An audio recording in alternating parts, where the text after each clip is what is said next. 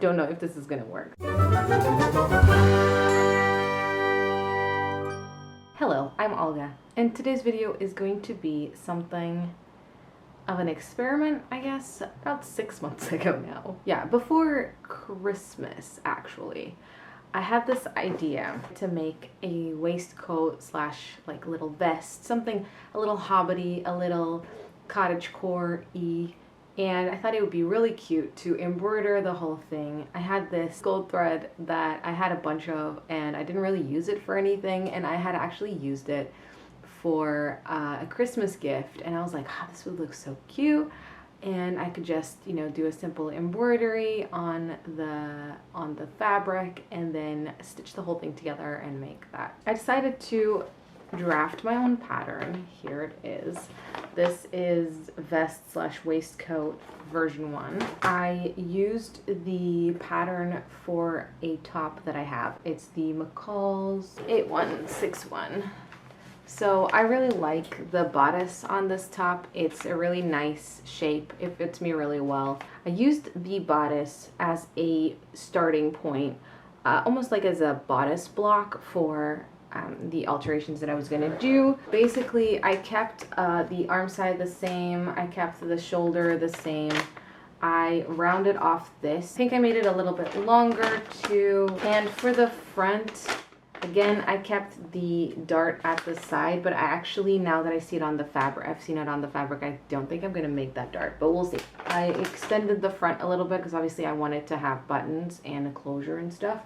I made the neckline a kind of pointed thing, and I also pointed this part at the bottom. Normally the top would be kind of here. I went ahead and cut that out of the fabric. The Minerva range, like 21 Wale Babycord, 100% cotton, and this is the color Rust. I really like this fabric. For the embroidery, I basically just freehanded some mushrooms. This is what happened. I'm going to take you through the adventure, okay? So here's the thing, pinned and whatnot. That's the embroidery.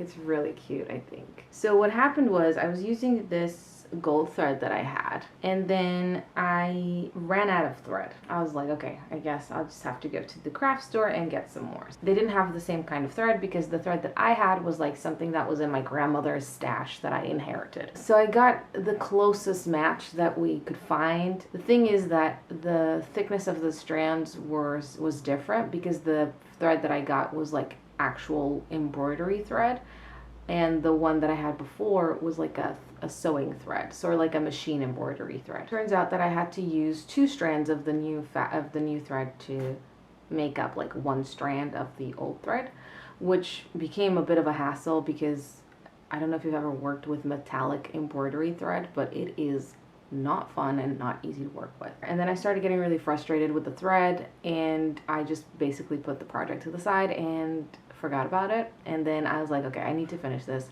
So I would have spurts of like, okay, I need to finish this, and I would get some work done on it, and then I get really frustrated with the thread again. Anyway, I finished it yesterday. I even went ahead and pinned the whole thing. So I'm not gonna stitch up the shoulders just yet because that is how I'm going to make the lining. So I'm gonna stitch the lining to the, you know, fashion fabric, I guess, when it's like this, and then I will stitch up the shoulders so that I have like an invisible finish on the lining. I think it's time to actually put the thing together. I haven't tried it on. I haven't made a mock-up. I already put so much time into this project that I didn't even try it. I don't know if this is gonna work, so hopefully it will.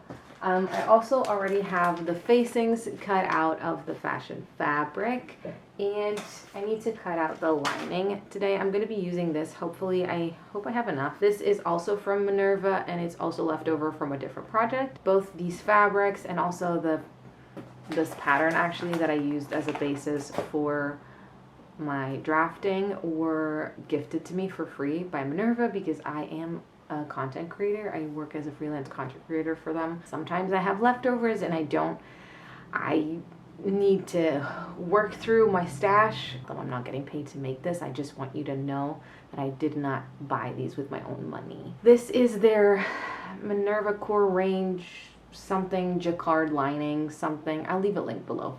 So first things first, I tidied up a little bit and started cutting out my pattern pieces out of the lining.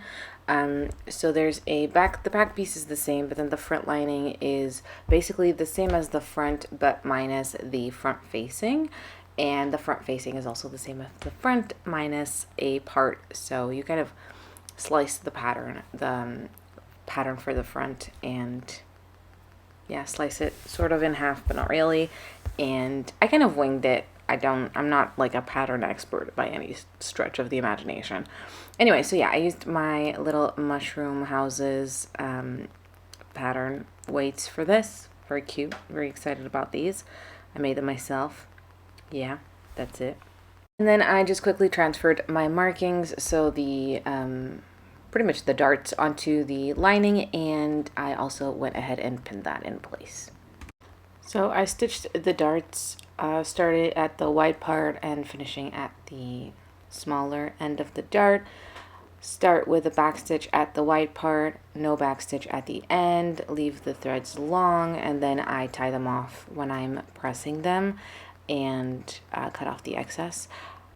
And then I basically just stitched the side seams and the center back seam.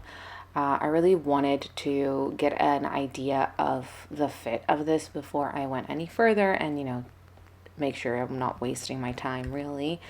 And to try it on, I did pin the shoulder seams closed. So I was really happy with how it fit at this point. The only thing I didn't love was that I felt like the arm size was a little bit small because I was going to wear this over top of things. So I did go ahead and remove a little bit using my curved ruler. I think I removed like 2 or 3 centimeters at most. Same on both sides. And then I went ahead and repeated all of my steps so far onto the lining. And then it was time to add the facings onto the fronts, and yeah, just pinning that in place and trimming a little bit of something that was not cut properly the first time. And yeah, I'm just stitching that in place, and then I'm going to go ahead and press it. You could give this a top stitch or an under stitch if you wanted to, but I find that this fabric just holds its shape really well, so I didn't feel like I needed to do that, but you can if you want to. Okay, so now it's time to attach my lining to my main fabric, and the way I did this was in 3 stages. First, I stitched up the kind of opening edges, so the facings to the lining. And I just pinned that in place, stitched, and pressed the seams open. Next, keeping it right sides together, I'm pinning around the bottom edge, making sure that my seams are matching up perfectly. And then I'm going to stitch that in place and again give that a nice press. Try to press it open, but obviously this is a bit more difficult to maneuver, so press it as best as I can. And I also went ahead and gave that a nice little trim, make sure that I got the corners and, you know, remove all the excess bulk from the seams. Then finally, I can close up the armholes and the kind of neck line of the back, but also making sure that I'm leaving my shoulder seams open even at this point. Then I gave that a good trim, clipped my curves, and you know, I'm just trying to make sure that I have the least amount of bulk in my seams as possible. Then I turned it right side out, which was an interesting experience. I always like doing this because it looks really funny and then it looks really good. Make sure that I had all my corners really nicely turned out, and then I did go ahead and give that a really good press to make sure that everything is going to go to its correct location and look really, really nice.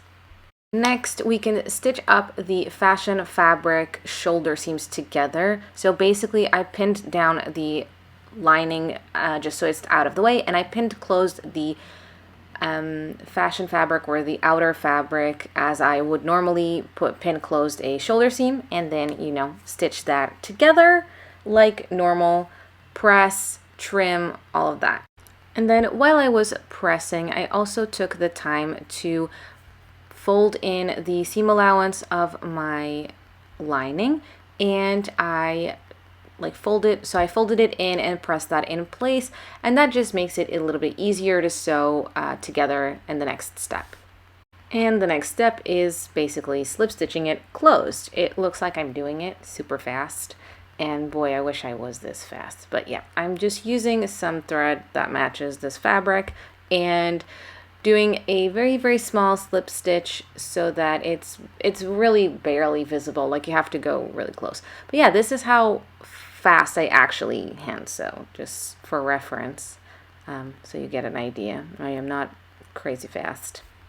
Next, I dove into my extensive vintage button collection, and I found these that kind of look like mushrooms. They're gold on the underside, which I thought was a nice touch to the embroidery, and they have like a woodsy, kind of like earthy look, but they're actually metal. Like the top is metallic as well, so I'm not sure what they're made out of, but I had exactly 3, so it was a match made in heaven for sure. Then I just used my buttonhole foot. It's hard to say. So I used my buttonhole foot to measure out how big I wanted my buttonholes to be, and I went ahead and made them, but my sewing machine for some reason kept breaking the thread and acting really weird while I was trying to make this. You can tell that I'm really struggling to get it to work. I even went ahead and opened it, and I did find that it was a little bit dirty, so I gave it a good clean. But for some reason, even after cleaning it and, you know, putting everything back together, rethreading it, it still was being really weird. I even did some test patches on this little bit of fabric, and it was sort of working, and I thought I could get it to do its thing. So I went back to the original fabric, tried that again, but it was just being so weird and so stiff that honestly, I just gave up. I got too frustrated. I gave up on this, and I just made the buttonholes by hand, which it takes a little bit longer. I actually like the handmade buttonholes better. I think they're prettier, but I normally just don't take the time to do them because I have other things that I want to do with that time. Yes, my sewing machine is back to working, and my waistcoat is finished. So here's the reveal.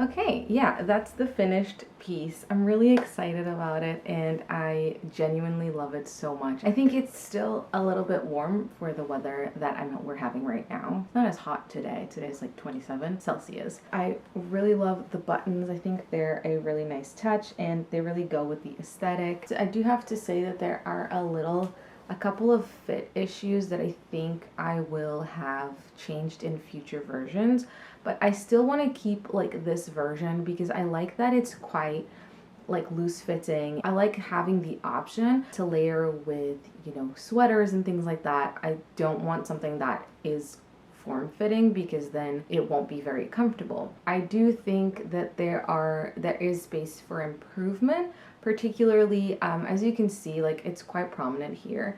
You can see that there's a bit too much space here, and yeah, I could put a dart here if I wanted to, but I think that's really weird, and honestly this would have been fixed if I had made the kind of side dart. So if I made this dart, then this issue would disappear. So I think this dart has to be included for all future iterations of this, regardless of if I'm doing the darts here or not. And then I might also make a version where you can't see it. I'm wearing it with these very wide-legged trousers that are super high-waisted. And these are the Burda. I'm not sure of the number, but I'll leave it linked below. They're very cute. And this top is Vogue, I think 8772, but I'm not sure. Again, I'll leave it below. It might be something different. I have a video for this coming for the channel in the future, so if you want to see that, make sure you're subscribed. I think this is like a really cute 70s moment. So anyway, so here I think there's a little bit too much space, and I think again if I'd made these darts, it would be a bit more fitted, and I think that would be better. And at the back, I do have a little bit of space. It's only a little bit. And again, I could probably put a couple of darts here and fix that really nicely. So I think in the future, I will put some darts in, but I do think I have to make them not as big as they are in the original pattern that I used for the bases for this, because that pattern is for, first of all, for a top that is gonna go against my skin. If I made the exact same darts on this, like on a vest, on a waistcoat, it would be too tight. I need to play around with that a little bit more. I think I'm going to be making another version of the pattern where I added the changes that I did, like removing some the excess from the arm side or like armhole. Okay, I was just watching that back and I realized when I touched and kind of played around making the side dart, that actually just making the side dart would actually fix the armhole issue, and I probably wouldn't have to fix the armhole, like cut it down. So I think it'd be interesting to try the whole thing again by just changing the adding the dart and not doing any armhole cutting, and then seeing how that would work. At the end of the day, I love the detail at the bottom of the little edges. I love the neckline, and I've gotten a lot of compliments on this neckline as well. I love it. I think it's so cute and I want to wear it all the time. So I'm really happy with it. That doesn't mean that I don't think that there could be improvements. That's how you get better at sewing, is by trying and then seeing what you want to change and how, trying to figure out how you could do that better. And I think that sharing that process can be really helpful to other makers. I find that I learn a lot when I'm watching other makers talk about what they would have done differently at the end of a project. I'm rambling, so I'm gonna go. But I hope you enjoyed this video. I hope you enjoyed the kind of process of putting this together. If you did like this video, please leave it a like. That would help me a lot. And, you know, leave me a comment maybe, and consider subscribing to my channel if you haven't done that already. It would really mean a lot to me. If you want to see me make things in real time, I guess, or what I'm actually working on right now, you can follow me on Instagram, you can follow me on TikTok, and you can also find my Minerva.com profile on in the description. And I am a brand ambassador, so I do post on there quite regularly, and I talk very in-depth about my makes and the process and fabrics, all of that stuff. But you're probably here from those places, so thanks for being here. Yeah, I think that's everything for today. Thank you so much for watching. I hope you enjoyed this video, and I will see you in the next one.